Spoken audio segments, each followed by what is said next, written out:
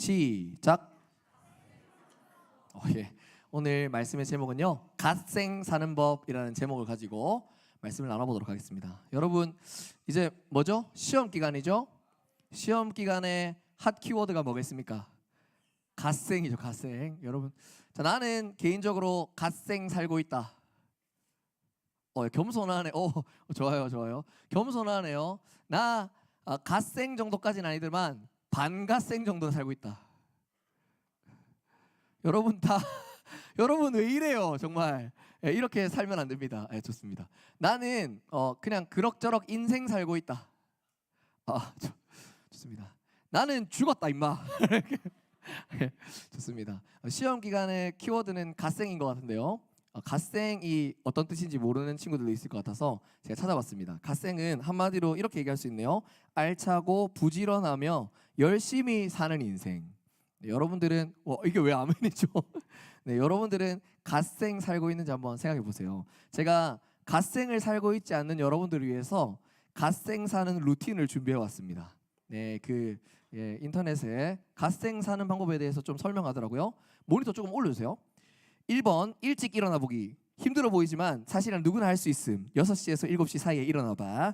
2번 간단하게 세수 양치하고 추리닝 후드 모자 패딩 뒤집어 쓰고 에어팟 탁 귀에 꽂아서 좋아하는 노래 무한반복해나 2곡 추천함. 3번 후딱 머리 감고 세수하고 나서 아침밥은 과일 간단히 먹기. 다 먹으면 6시 40분 정도 될 거야.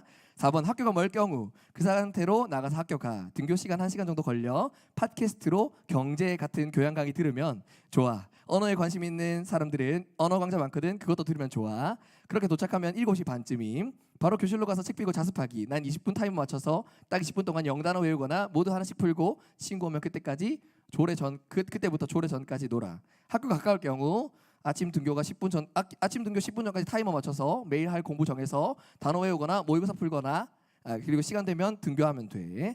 학교 생활 원래대로 하는데 절대 졸지 마. 수업 완전 열심히 들어야 함. 그리고 점심 때 밥 든든히 먹고 쉬는 시간에 30초에서 1분 동안 포스트잇이나 다이어리에 그날 배운 내용 딱 한 문장으로 붙여놓기. 6번 야자는 코로나 때문에 안 할 거야. 5시 정도에 학교 끝나면 집에 와. 학교하면서 아침에 들은 팟캐스트 그대로 이어 들으면서 됨. 노잼이면 노래 들어도 되고. 7번 집에 도착하면 바로 폰 꺼서 엄마한테 맡기거나 어디 둬. 그리고 과일이나 간식 먹으면서 4시간 딱 집중해서 공부해. 8번 공부 다 하면 9시 정도일 건데 딱 30분 동안만 후딱 샤워하고 머리 말리고 스킨케어 해. 그리고 9시 반부터 12시까지 쭉 공부하다가 자면 돼. 완전 간단해. 그리고 다시 6시 7시 일어나. 이 루틴대로만 살면 여러분 갓생 살 수 있습니다. 여러분 어떻게 제가 갓생 루틴 들려드렸는데요. 과연 이렇게 사는 게 갓생이라고 할 수 있습니까? 사람마다 갓생의 기준은 다 다르죠. 하나님을 믿는 우리의 갓생은 어떤 갓생일까요? 운동선수에게 갓생은 자기에게 맡겨진 훈련을 열심히 하는 것일 겁니다. 그리고 공부하는 사람에게는 공부를 나름대로 열심히 하는 것이 갓생이고요. 또 음악을 하는 사람들에게는 연습 시간을 지키는 것이 갓생일 수 있습니다. 하나님을 믿는 우리에게 갓생은 도대체 어떤 정의일까요? 지난주 말씀에서 우리는 예수님으로 말미암아서 새로운 생명과 새로운 정체성을 얻게 되었다고 얘기합니다. 그 정체성을 그리스도인이라고 얘기했습니다. 여러분들은 갓생 사는 것에는 관심이 많은데 그리스도인으로서 갓생 사는 것에 대해서는 관심이 얼마만큼 있습니까? 과연 열심히 사는 게 갓생 사는 거라고 할 수 있을까요? 어떤 친구가 열심히 뛰어가고 있습니다. 열심히 뛰어가고 있길래 야 어디가? 이렇게 얘기하니까 저 화장실 가는데요. 남자 화장실은 밖에 있어. 열심히만 뛴다고 목적지에 도달할 수 있을까요? 세상 사람들은 목적지를 잘 알지 못한 채 방향을 잃어버린 채 열심히만 뭔가 하면 된다고 생각합니다. 그런데 여러분 열심히 살아가는 것만큼 중요한 것은 어디로 뛰어가야 할지 방향을 확실하게 하고 뛰어가는 것이 중요합니다. 우리가 그리스도인으로서 갓생을 살기 위해서 세상이 말하는 갓생과 다른 성경이 말하는 갓생에 집중할 필요가 있습니다. 세상이 말하는 갓생은요 그냥 자기에게 주어진 것을 열심히 하는 것이라고 생각합니다. 그러나 오늘 말씀에서 성경이 말하는 갓생은 무엇일지 또 우리가 그 삶으로 살아가려면 무엇이 필요할지 하나님께서 우리에게 어떻게 말씀하시는지를 들어보도록 하겠습니다. 먼저 오늘의 말씀 시작부를 한번 보도록 하겠습니다. 네, 좋습니다. 오늘 말씀 시작 부분은요, 우리에게 새로운 삶이 시작되었다라고 얘기합니다. 로마서 8장 1절에서 2절인데요. 같이 한번 읽어보겠습니다. 시작. 그러므로 이제 그리스도 예수 안에 있는 자에게는 결코 정죄함이 없나니 이는 그리스도 예수 안에 있는 생명의 성령의 법이 죄와 사망의 법에서 너를 해방하였습니다. 오늘 사도 바울은요, 말씀에서 우리에게 새로운 정체성이 시작되었다라고 얘기합니다. 이 새로운 정체성은 어떤 정체성이냐? 결코 정죄함이 없는, 결코 하나님께 죄로 심판받지 않아도 되는, 죄로부터 자유한 인생이 시작되었다고 얘기합니다. 보면 너를 해방하였습니다 라고 나오죠. 여러분들, 우리는 죄에서부터 자유한 사람들입니다. 죄에서부터 자유하다라는 말의 뜻은 죄가 가지고 있는 결핍, 죄가 가지고 있는 부족함, 영혼 없이 살아가는 허무함으로부터 자유롭게 살아갈 수 있는 인생이라는 것입니다. 네, 우리 다음 사진 한번 넘겨주실까요? 이 장면은 쇼생크 탈출이라는 영화에 나오는 장면입니다. 쇼생크라는 유명한 감옥에 갇혀있던 이 주인공이 쇼생크 탈출을 감행해서 마침내 감옥을 탈출했을 때의 장면입니다. 여러분, 죄의 감옥에서 해방되어진 이 죄수의 심정, 여러분들은 그런 심정을 가지고 있는 사람들이잖아요. 자유를 누리는 인생은 어떤 인생일까요? 이전까지는 무언가에 매여서만 살아가는 인생이었는데 진짜 자유를 경험한 인생은 행복할 것입니다. 그리고 다시 감옥으로 돌아가려 하지 않을 것입니다. 그런데 신기하게 뭐냐면 우리가 죄로부터 해방되어지고 난 다음에 목표를 찾지 않으면, 다음에 어디로 가야 될지를 정하지 않으면 우리는 다시 무언가에 얽매여서 살아가는 삶을 살게 됩니다. 오늘 말씀은 그것을 경계하고 있는 것입니다. 너희들은 죄에서 해방된 존재다. 그리고 오늘 말씀의 3, 4절은요, 우리가 이제는 죄로부터 자유해졌으니까 어디로 따라 살아가야 될지에 대해서 설명하고 있습니다. 오늘 말씀 3절, 4절인데요. 한번 같이 다음 페이지 넘겨주시고 같이 읽어보도록 하겠습니다. 시작. 율법이 육신으로 말미암아 연약하여 할 수 없는 그것을 하나님은 하시나니 곧 죄로 말미암아 자기 아들을 죄 있는 육신의 모양으로 보내어 육신의 죄를 정하사 육신을 따르지 않고 그 영을 따라 행하는 우리에게 율법의 요구가 이루어지게 하려 하심이라. 이 말씀은 어려워 보이지만 쉽게 말하면 이겁니다. 너희는 이전까지 율법에 매여 있는 사람들이었다.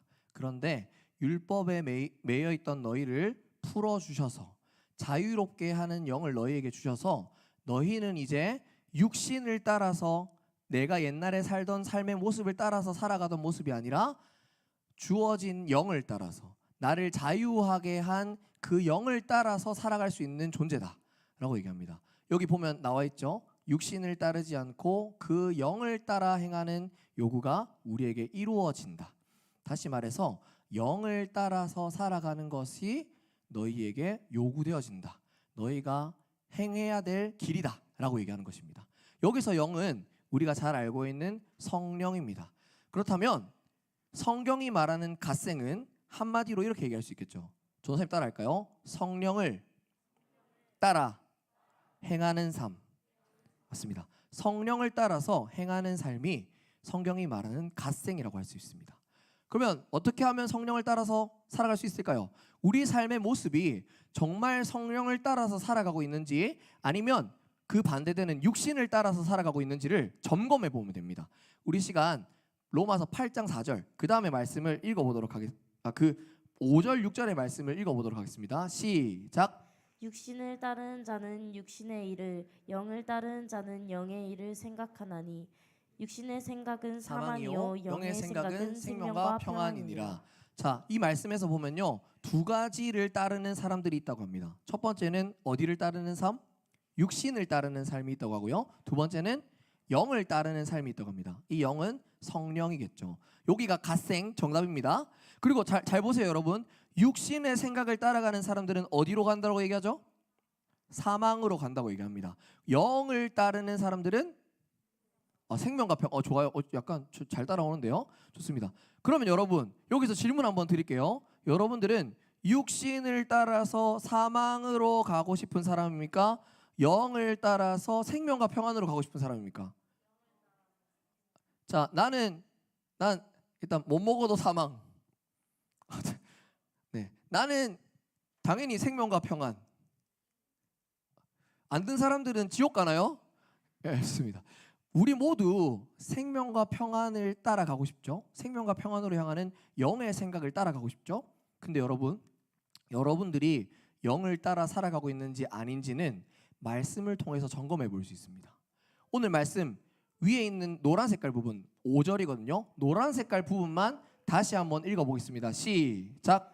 육신을 따르는 자는 육신의 일을, 영을 따르는 자는 영의 일을 생각하나니. 네, 이 말씀을 근거하면요, 우리는 우리가 따르는 것을 생각한다라고 얘기합니다. 다시 말해서 우리가 생각하는 것을 점검해 보면 우리가 어디를 따라가고 있는지가 정확하게 나옵니다. 자, 여러분, 육신을 따라가고 싶은 사람 다 없죠. 다 육신 안 따라가고 싶죠. 근데 여러분, 가슴에 손을 얹고 여러분의 생각은 무엇을 생각하고 있는지를 생각해 보세요. 나는 성령을 따라 살 거야. 성령을 따라 사는 게 정답이야 라고 얘기하면서 나의 생각에 육신의 일이 가득하면 나는 육신을 따라가고 있는 사람입니다. 내가 무엇을 따르는지는 나의 생각이 어디를 향해 있는지를 보면 점검이 됩니다.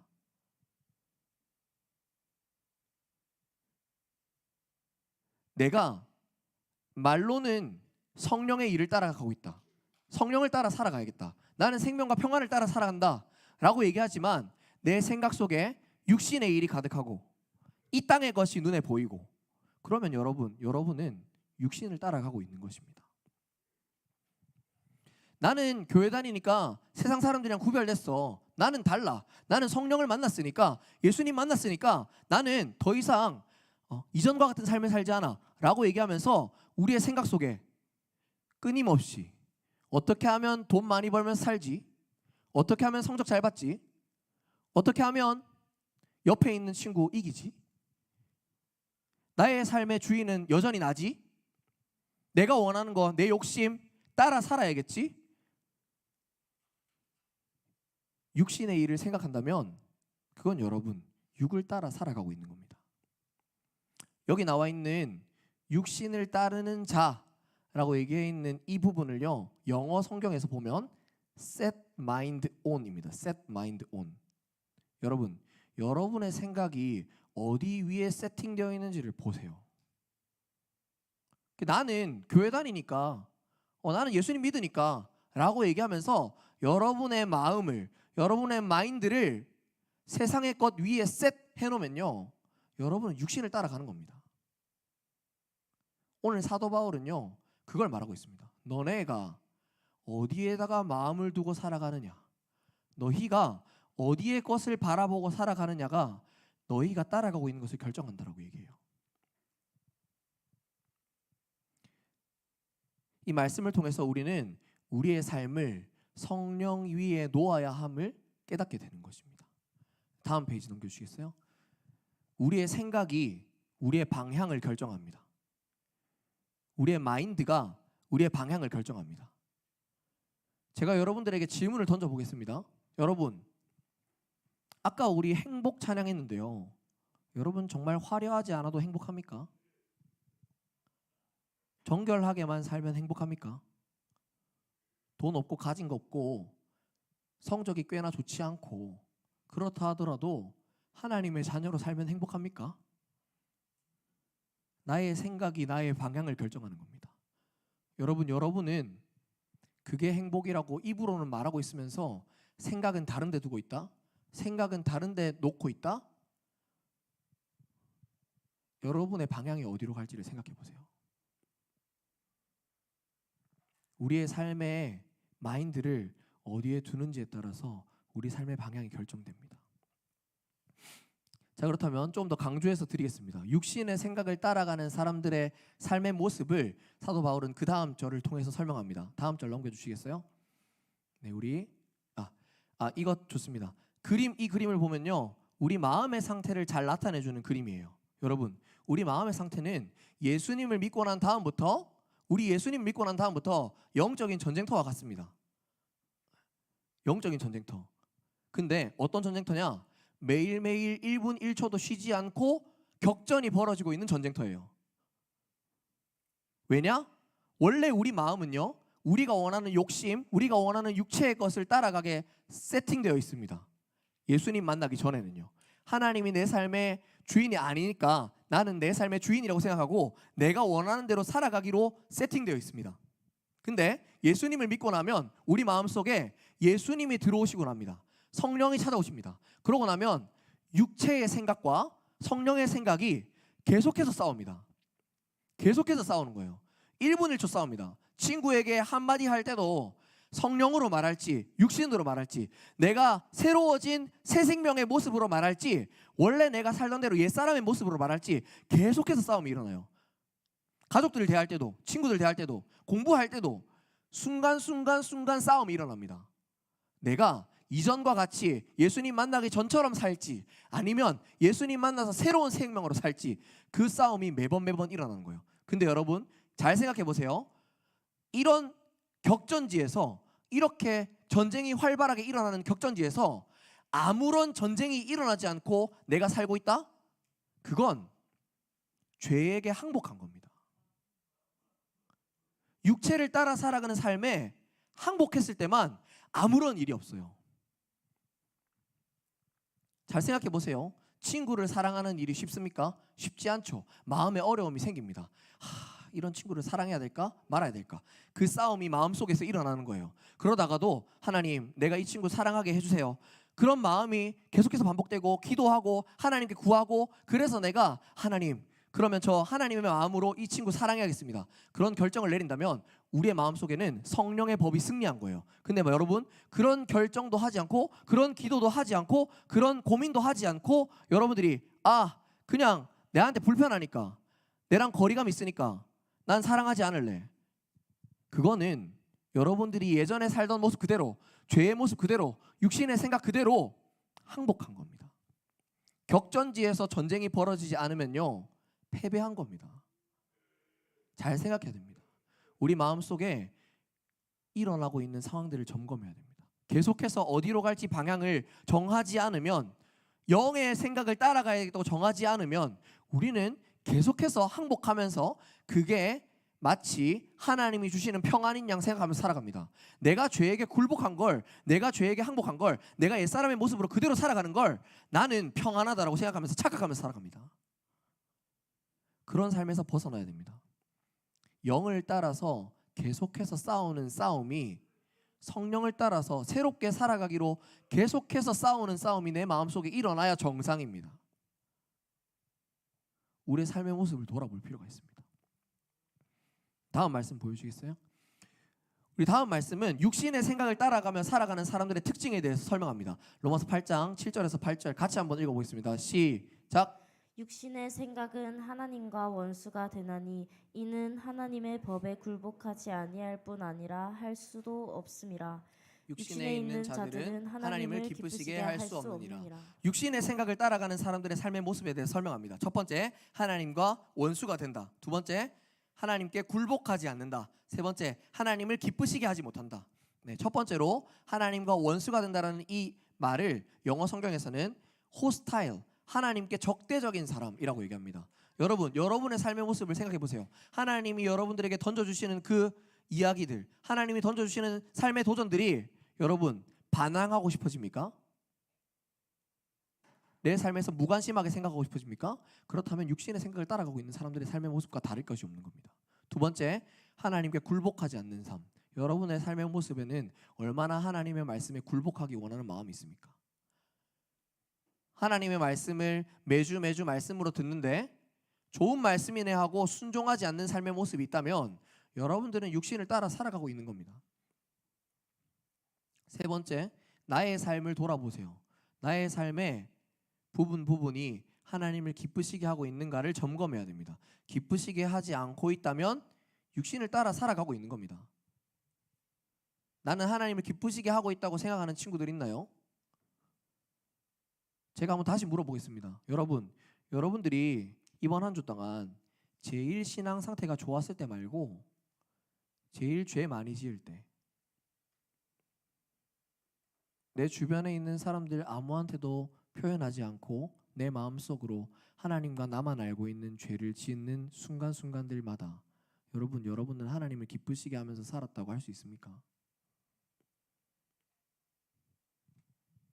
하나님께 적대적이고 하나님께 반항하고 하나님께 무관심하고 하나님의 말씀에 순종하지 않고 말씀 한 절에도 목숨 걸지 않고 하나님을 기쁘시게 하면서 살아가지 않는 삶이란 육을 따라가며 살아가는 생활과 다를 것이 없습니다.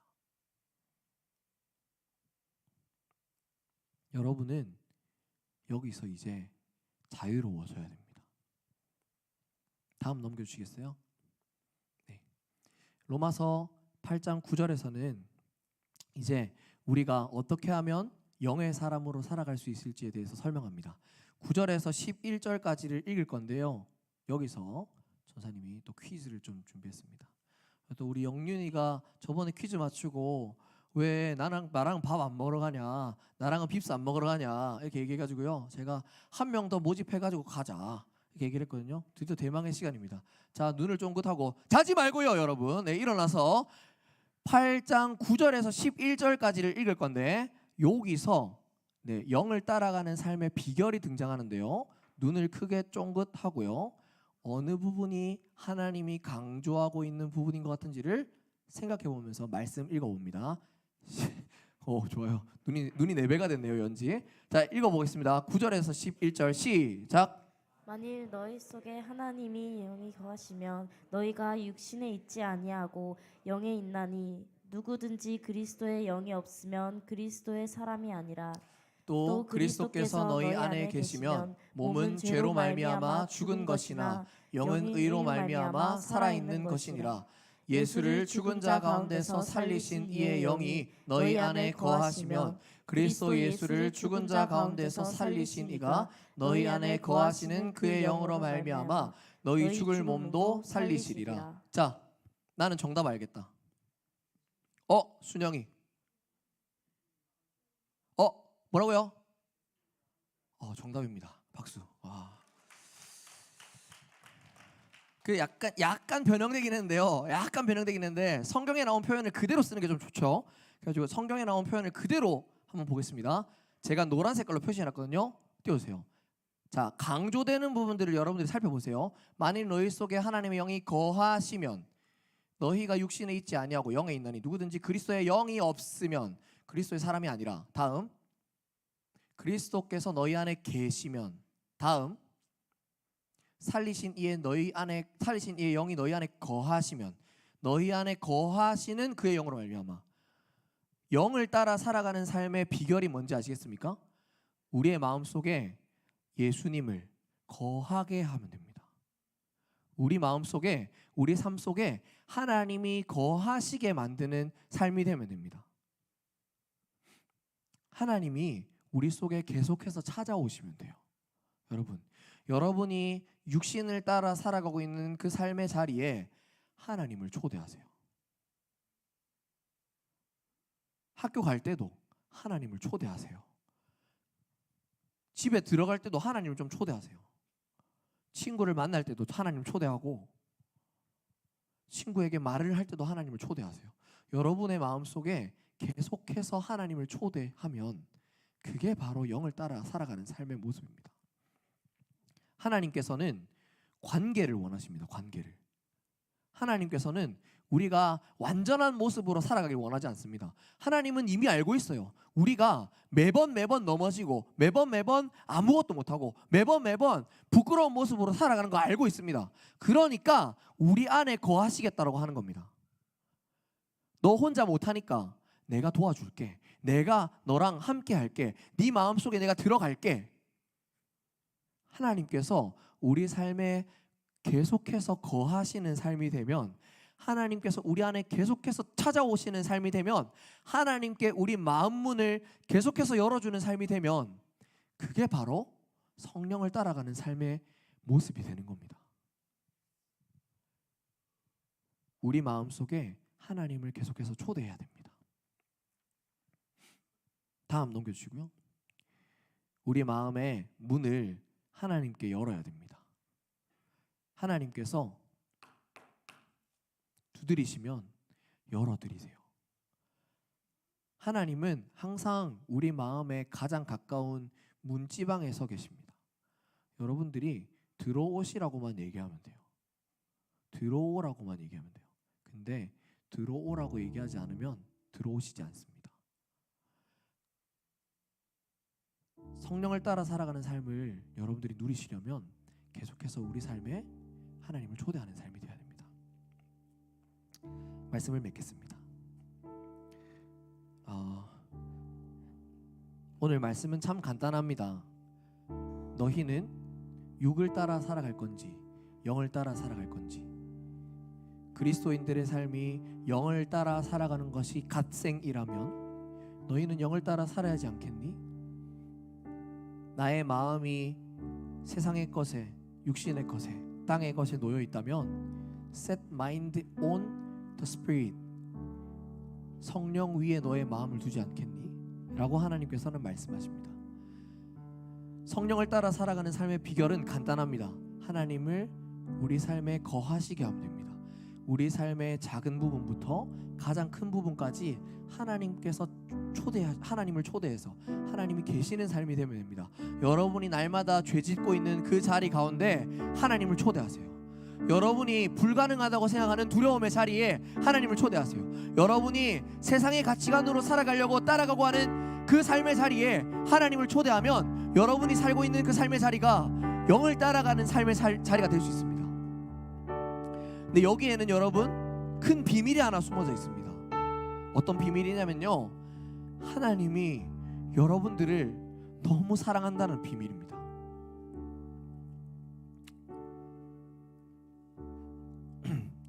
제가 여자친구가 있었던 지가 꽤 돼서 그렇긴 한데요, 여러분 여자친구랑 남자친구랑 모태솔로가 있으면 죄송합니다. 사랑하는 사람과 함께 한다라는 건 나만 같이 있는다고 함께 할 수 있는 걸까요? 그렇지 않습니다. 사랑하는 사람과 함께 한다라는 건 두 사람이 모두 같은 마음일 때만 가능합니다. 그렇다면 여러분의 마음속에 하나님이 계신다라는 사실은 하나님이 여러분의 마음속에 계시고 싶었기 때문입니다. 말도 안 되는 거죠. 여러분의 마음속에 있는 집의 모습을 살펴보세요.